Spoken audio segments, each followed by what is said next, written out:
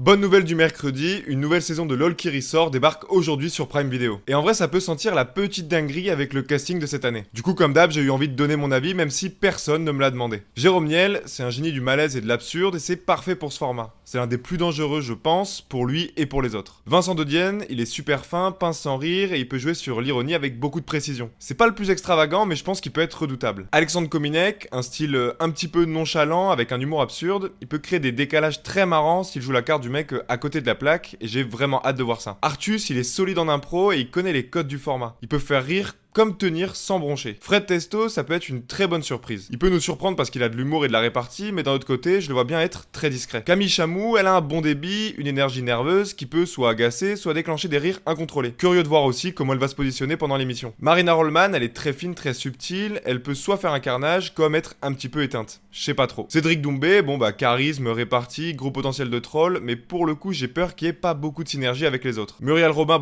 c'est une légende du rire, elle a de l'expérience et un humour un petit peu old school mais très efficace. Reste à voir si elle va réussir à s'adapter à ce format ou si elle va rester plutôt sage. Et par contre, Fatou Guinea, je la connais pas du tout, donc j'attends de voir. En vrai, c'est un casting assez équilibré entre anciens, nouveaux, stand-uppers, acteurs ou autres. Donc franchement, je suis dans l'ensemble plutôt content et surtout très content de voir Alexandre Kominek, Jérôme Niel ou encore De Dienne dans la même pièce pendant des heures. Je pense qu'un Fred Testo ou Kominek peuvent nous surprendre et remporter cette émission. Et toi, à ton avis, qui sera le grand gagnant ou la grande gagnante cette année ?